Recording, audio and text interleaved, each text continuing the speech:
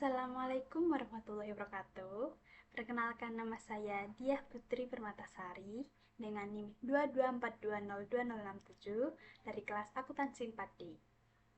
Izinkan saya mempresentasikan hasil kerja saya tentang interpretasi rasio pada rasio likuiditas dan rasio aktivitas pada PT Telekomunikasi Indonesia Tbk atau Telkom. Kita mulai dari interpretasi rasio likuiditas dulu. Rasio likuiditas ada 3 rasio, yaitu current ratio, quick ratio, dan cash ratio.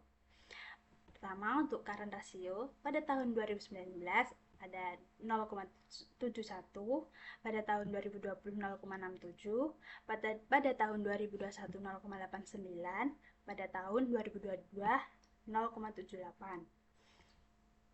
Sudah terlihat current rasio pada tahun 2019 sampai 2022 pada PT Telekomunikasi Indonesia mengalami fluktuasi, naik turun, jadi tidak stabil. Dan current rasio berada di bawah standar industri sebesar 2 kali, yang artinya perusahaan ini tidak mampu menjamin utang jangka pendek dengan aset yang dimiliki. Kemudian untuk quick ratio pada tahun 2019 0,70, pada tahun 2020 0,66, pada tahun 2021 0,88, dan pada tahun 2022 ada 0,77. Di sini quick ratio-nya juga mengalami fluktuasi secara berkala, jadi tidak stabil. Dan untuk standar industrinya, quick ratio berada masih di bawah standar industri sebesar 1,5 kali, yang artinya perusahaan ini tidak mampu menjamin utang jangka pendek dengan menggunakan aset lancar yang dikurangi dengan persediaan yang dimiliki perusahaannya. Kemudian untuk cash rasionya, pada tahun 2019 ada 31%, pada tahun 2020 ada 30%, pada tahun 2021 ada 55%, pada tahun 2022 ada 45%. Di sini cash rasionya juga mengalami fluktuasi dari yang 2019 ke 2020 menurun, kemudian naik lagi pada tahun 2021, namun menurun lagi pada tahun 2022. Terus cash ratio PT Telekomunikasi Indonesia yang melebihi standar industri hanya pada tahun 2021, yaitu sebesar 55%. Ini berarti PT Telekomunikasi Indonesia atau perusahaan ini belum mampu menjamin utang jangka pendek dengan kas yang dimilikinya. Kemudian untuk interpretasi rasio aktivitas. Rasio aktivitas ada total asset turnover, receivable turnover, rata-rata pengumpulan piutang, inventory turnover, rata-rata hari persediaan, working capital turnover, dan fixed asset turnover. Untuk yang pertama, total asset turnover. Total aset turnover PT Telekomunikasi Indonesia atau TPK Telkom mengalami fluktuasi dari tahun 2019 sampai 2022. Pada tahun 2019, total aset turnovernya adalah 0,61, yang kemudian mengalami penurunan selama 2 tahun, yaitu pada tahun 2020 dan 2021. Namun pada tahun 2022, total aset turnovernya naik 2 poin, yaitu berjumlah menjadi 0,54. Total aset turnover masih berada di bawah standar industri, yaitu 2 kali, yang artinya perusahaan ini belum mampu efisien dalam penggunaan seluruh aset untuk menghasilkan penjualan. Kemudian, receivable turnover. Receivable turnover PT Telekomunikasi Indonesia mengalami kenaikan setiap tahun dari tahun 2019 sampai tahun 2022.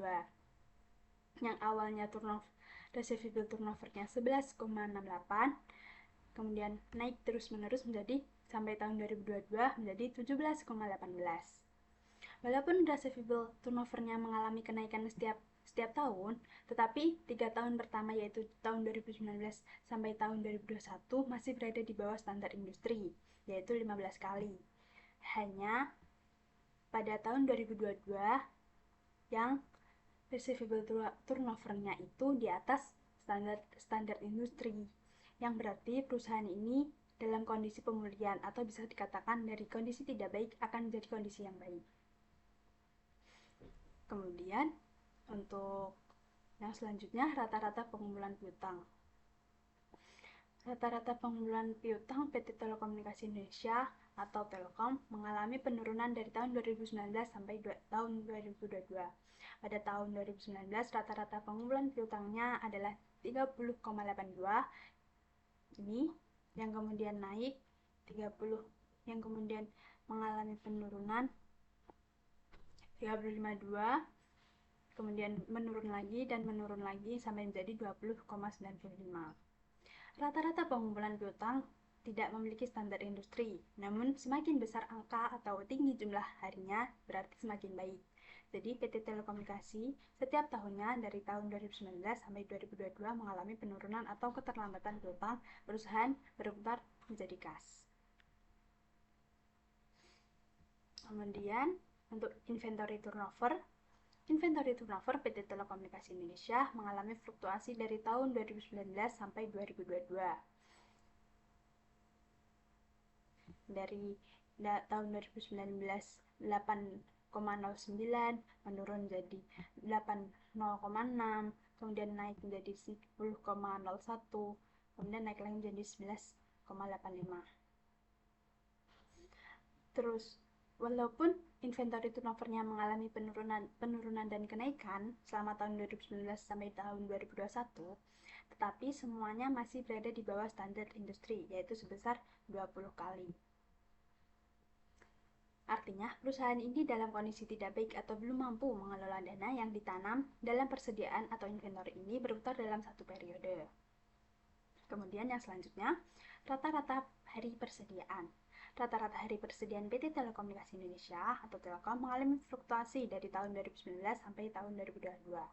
Pada tahun 2019 totalnya adalah 44,49. Kemudian naik menjadi 44,65, namun turun lagi sampai tahun 2022 menjadi 30,38. Walaupun rata-rata persediaan mengalami penurunan dan kenaikan, tetapi semuanya sudah di atas standar industri sebesar 20 hari. Dapat dikatakan baik jika di bawah 20 hari atau sebagai standar industrinya. Artinya, perusahaan ini dalam kondisi tidak baik karena tidak bisa mengelola persediaan yang dengan baik, yang akhirnya membuat persediaan terlalu lama tersimpan di dalam gudang, yang berarti tidak baik kan. Nah, kemudian yang selanjutnya, working capital turnover. Working capital turnover PT Telekomunikasi Indonesia (TBK) mengalami fluktuasi dari tahun 2019 sampai 2022. Pada tahun 2019 berjumlah minus 8,14, kemudian naik menjadi minus 6,04, namun turun lagi minus 18,23, namun naik lagi menjadi minus 8,61. Walaupun working capitalnya mengalami penurunan dan kenaikan, tetapi semuanya masih berada di bawah standar industri sebesar 6 kali. Bahkan hasilnya minus. Artinya perusahaan ini dalam kondisi tidak baik atau belum mampu mengelola modal kerja perusahaan selama periode tertentu. Kemudian yang terakhir, fixed asset turnover.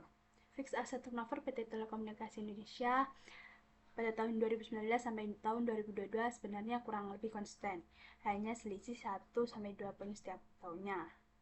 Lihat saja ini 0,86, 0,85, 0,87, 0,85 lagi. Jadi, fixed asset turnover masih berada di bawah standar industri sebesar 5 kali, yang artinya perusahaan ini dalam kondisi tidak baik karena belum bisa mengelola dana yang ditanamkan dalam aktiva tetap untuk diputaskan dalam satu periode. Sekian presentasi dari saya, kurang lebihnya saya mohon maaf. Wassalamualaikum warahmatullahi wabarakatuh. Selamat pagi.